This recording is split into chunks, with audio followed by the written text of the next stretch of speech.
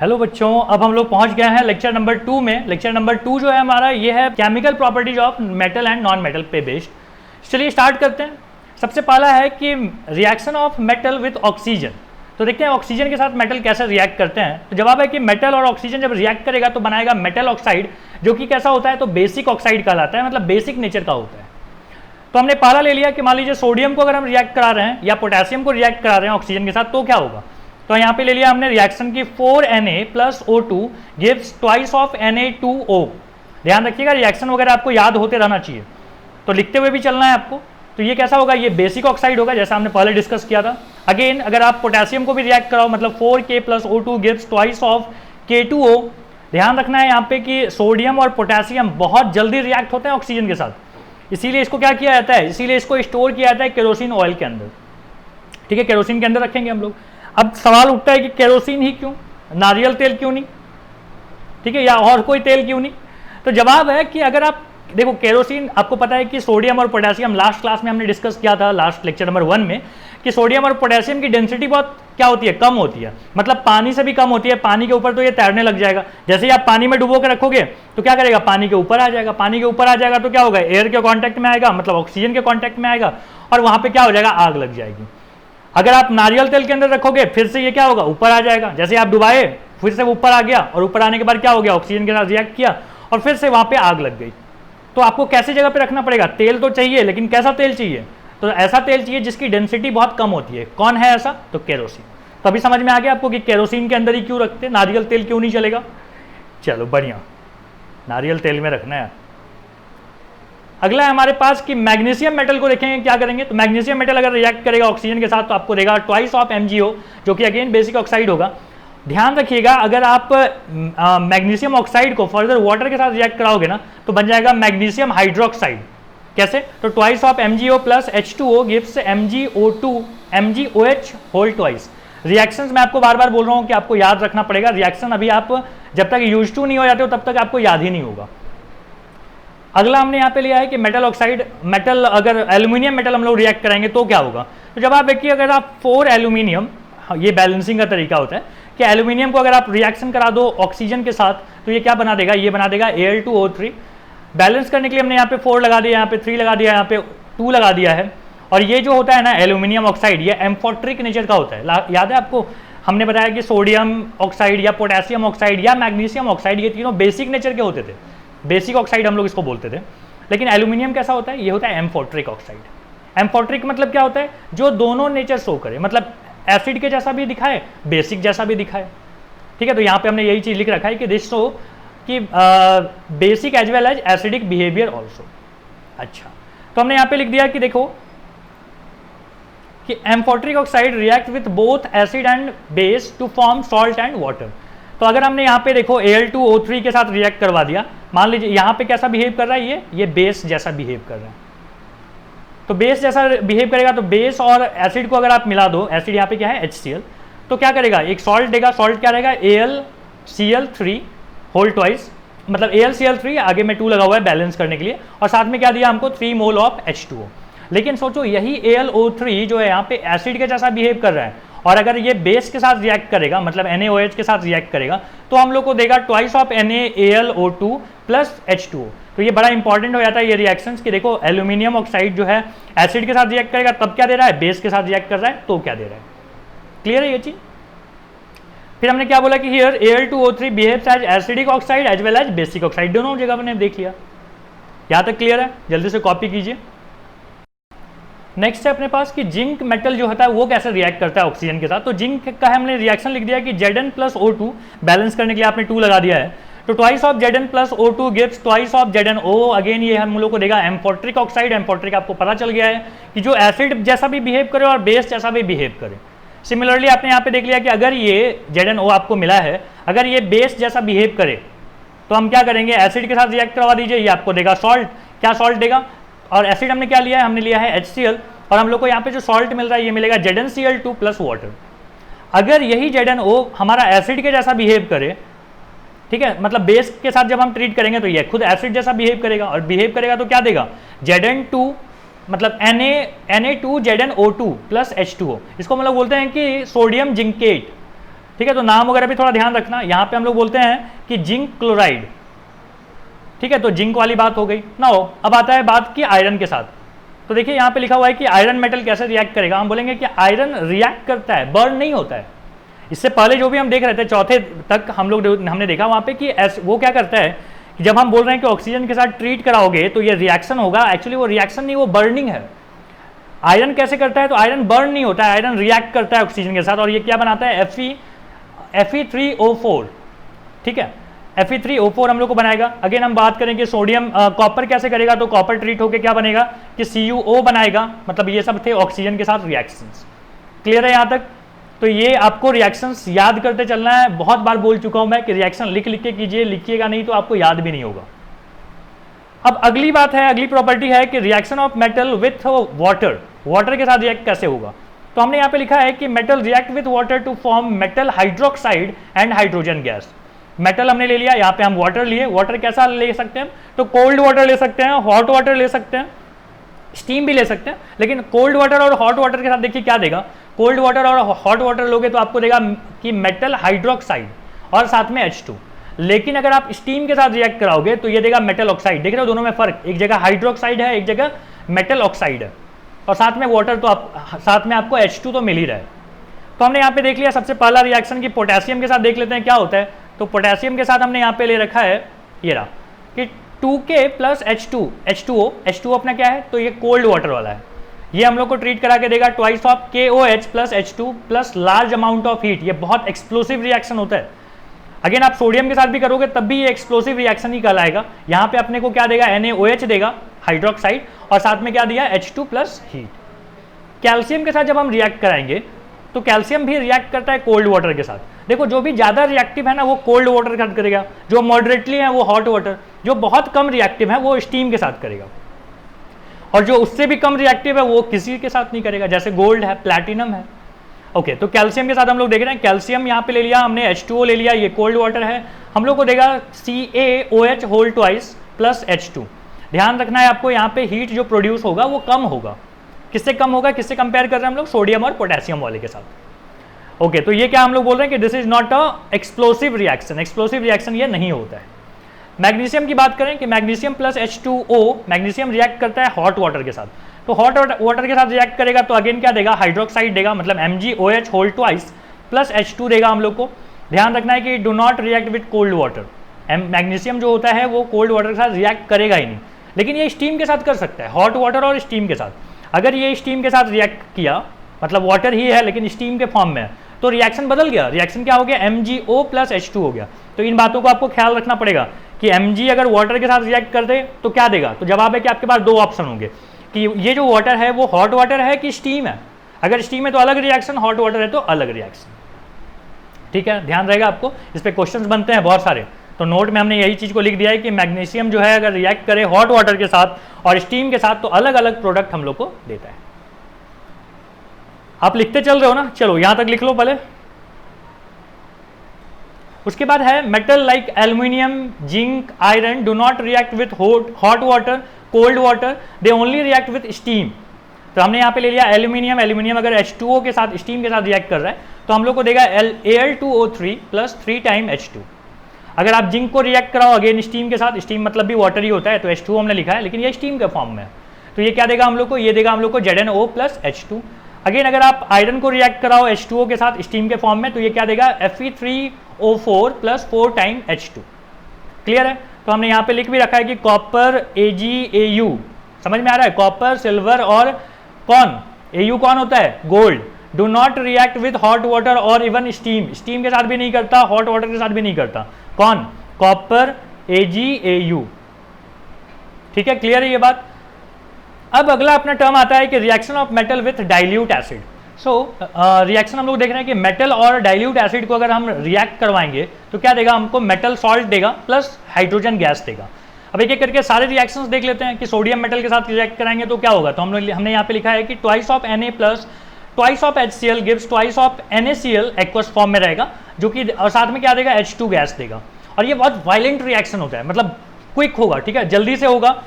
उसके बाद है कि Mg plus twice of HCl देगा, ये हम लोग को देगा MgCl2 एक्वस फॉर्म में, अगेन यहाँ पे हाइड्रोजन गैस हम लोग को मिलेगा।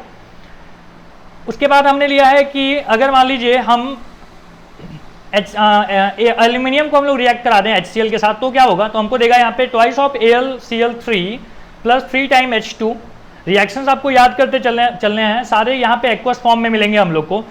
अगला है हमारे पास कि Zn plus twice of HCl, ये हम लोग को देगा ZnCl2 एक्वस फॉर्म में, साथ में देगा हाइड्रोजन गैस। अगली बार है कि आयरन और HCl अगर हम ट्रीट कराएं तो हम लोग को देगा कि FeCl2 साथ में H2 गैस जो कि एक्वस फॉर्म में होगा FeCl2। उसके बाद हमने लिया है कि Cu प्लस HCl या फिर H2SO4 ले लीजिए, कोई भी रिएक्शन करवा लो, कॉपर जो है रिएक्शन देगा ही नहीं।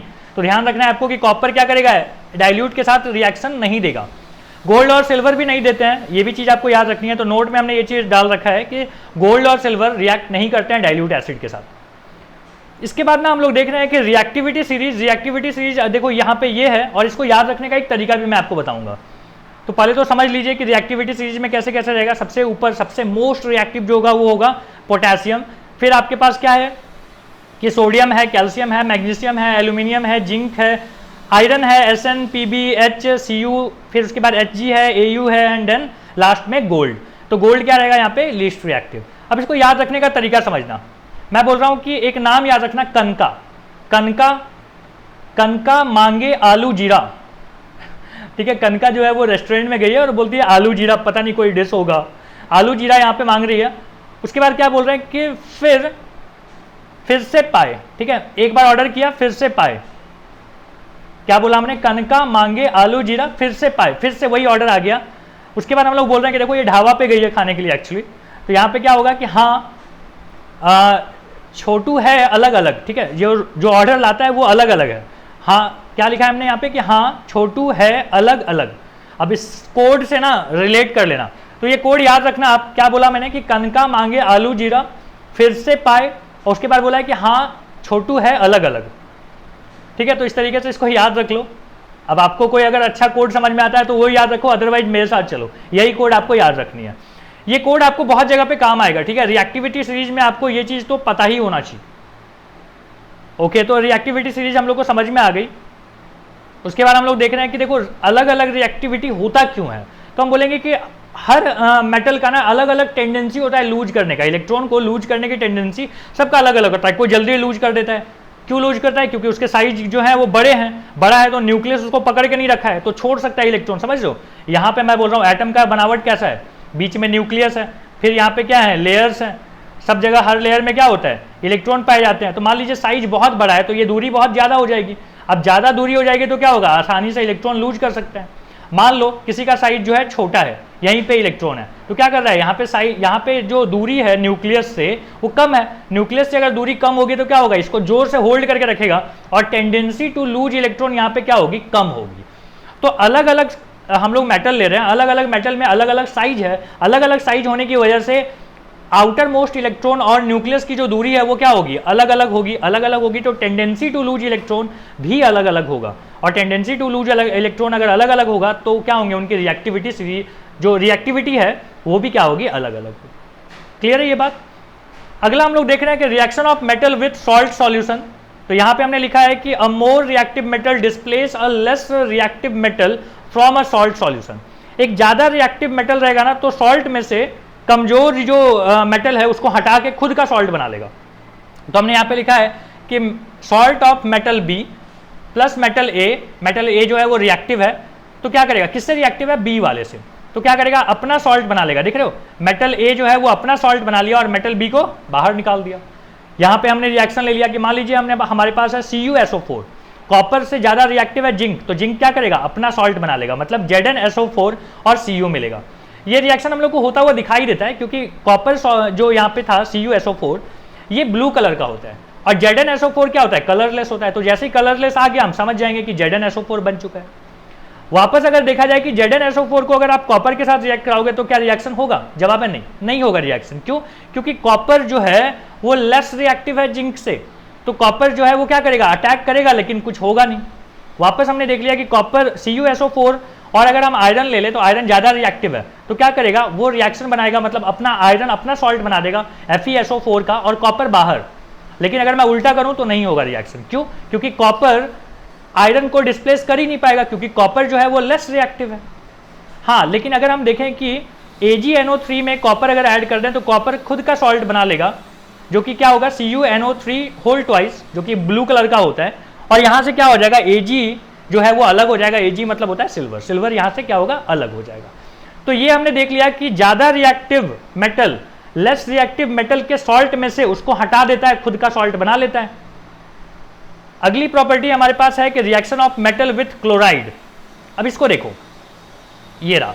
तो हमने बोला कि metal react with chloride to form ionic chloride.